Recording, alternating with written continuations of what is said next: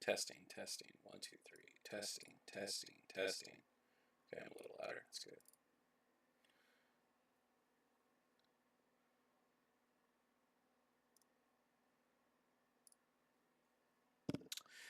All right, it is February 28th, 2026. This is before free agency.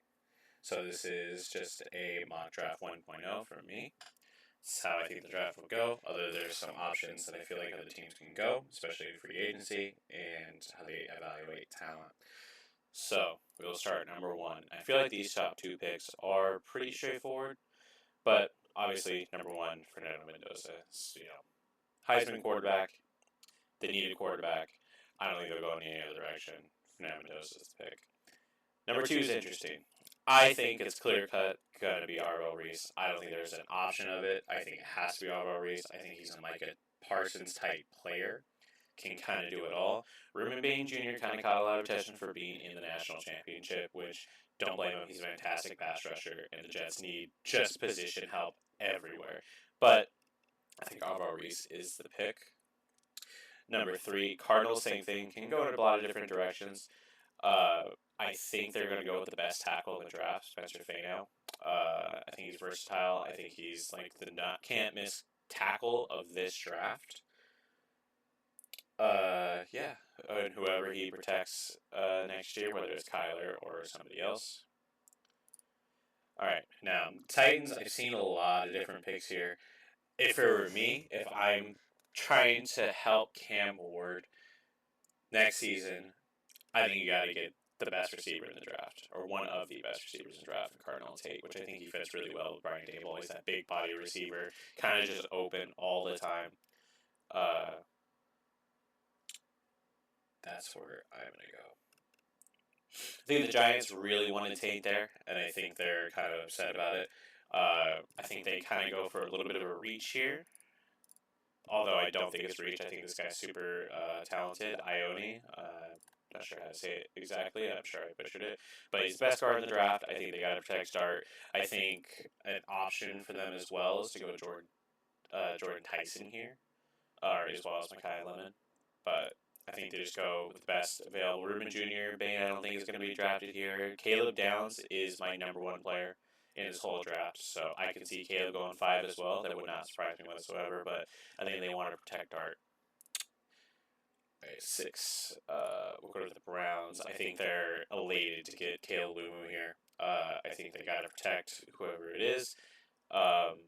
Ruben Bain again, Caleb Downs. I think these guys are in contention, but I think that defense is already fantastic. Same thing with the receiver. I can see him going, Jordan Tyson or even Mekhi Lemon. These two are fantastic receivers, but I think they go with the safe pick here and go with Lumu. And I think Washington is jumping for joy because when I look at Ruben Bain, I think Washington Commander, just top of my head. I don't know why. It's just that name kind of fits really well with Commanders, but I think they're elated to have him there. We'll go with the Saints here. I think they go with best edge available, and they go with David Bailey. A lot of talk about Jeremiah Love as well.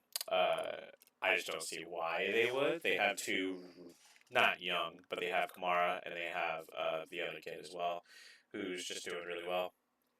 And I think they actually really like him. This is where we go with Jeremiah Love. I think why not give Patrick Mahomes the playmaker as if you give him a Kamara, give him a Jahmyr Gibbs. I think Jeremiah Love is one of the most talented players in this draft, right behind Caleb Downs, who's going to go next after the Bengals, or to the Bengals, rather. And same thing, I think the Bengals are jumping for joy here for Caleb Downs, who falls to them at 10. I think he's a culture changer. He is just a specimen at that point.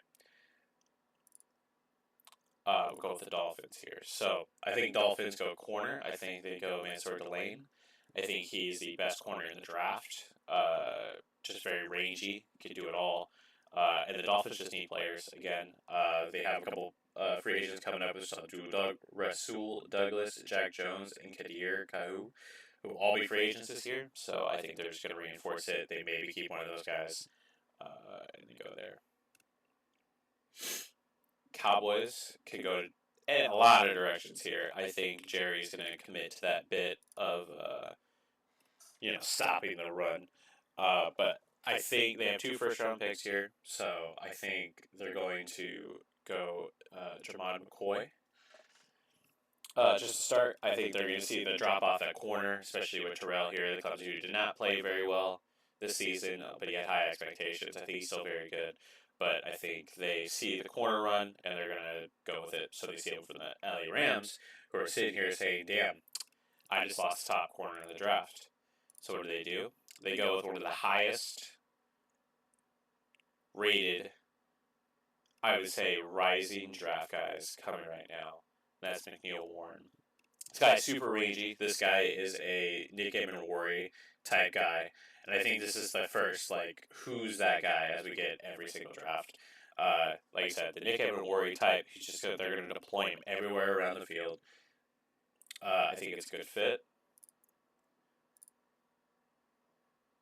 And this is where Jordan Tyson goes. He's going to go to the Ravens here. They're going to give Lamar a little bit more help. They're still looking for that non-35-year-old receiver, DeAndre Hopkins, Odell Beckham Jr., whoever it is, right? They actually pair him up with Jordan Tyson, who's very talented, 6'1", 195, kind of the same as Zay Flowers as well. I think he really fits well in that system. Now, this is one of my most exciting picks that I'm very excited for. Sonny Styles. I love Sonny Styles. I cannot get over how good Sonny Styles is. This guy can literally do it all. I think if I was an NFL GM, I'd probably get fired because I love Sonny Styles and I would draft him no matter where he's at.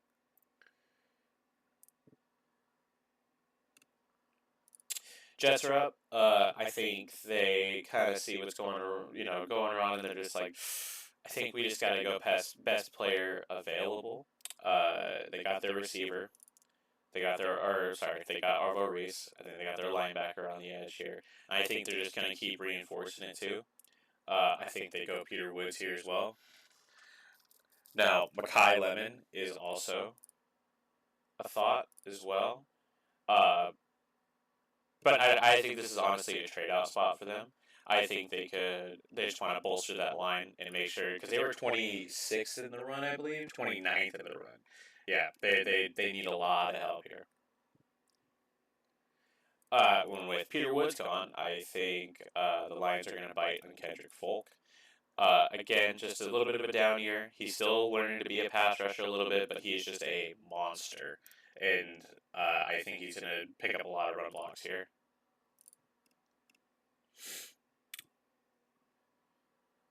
All right, and again, I think really depends what Harrison Smith does this year. I think if Harrison Smith retires, they're going to draft his replacement, AJ Halsey.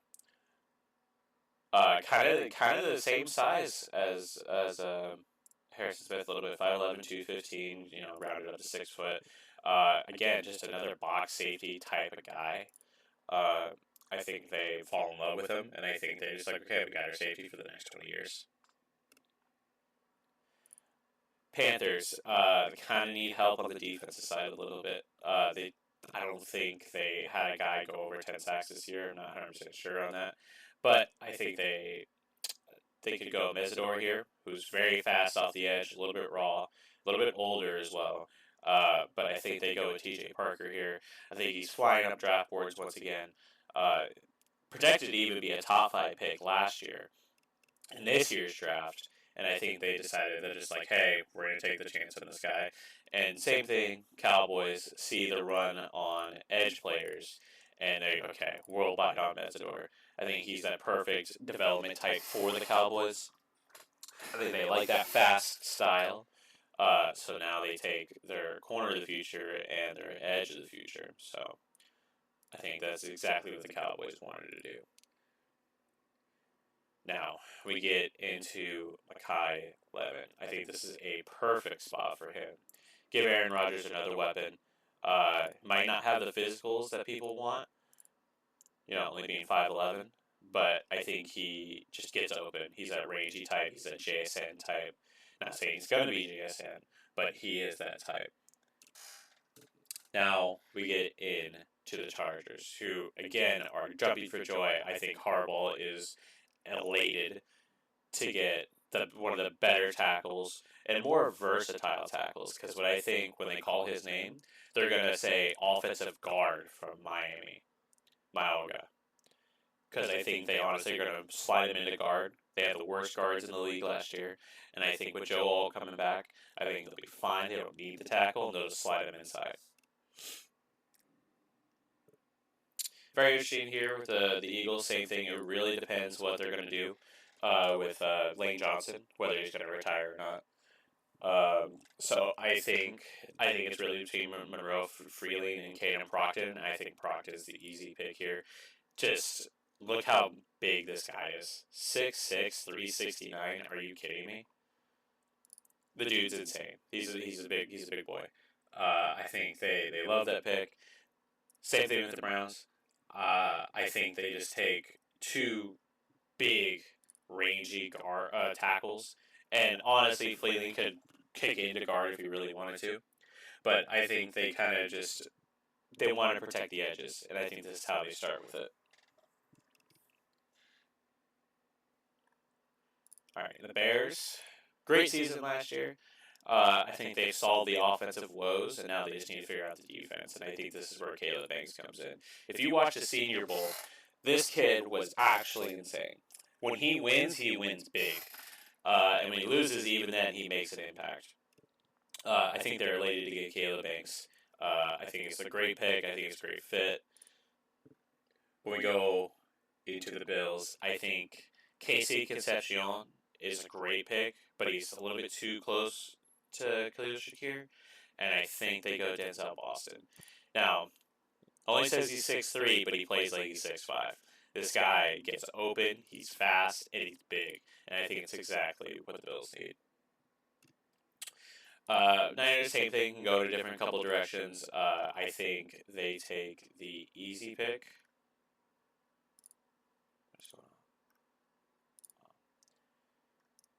Niners can go in a few different directions. I think they take the easy pick, though. They try to take like one of the best players available. I think they're good at corner.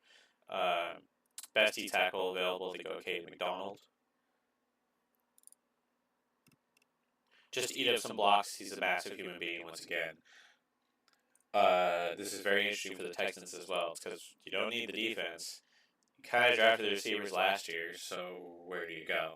And I think they go with the big tackle from Arizona State. Rams, their second pick in the first round. I think they honestly trade out here. There's a couple different options they can go.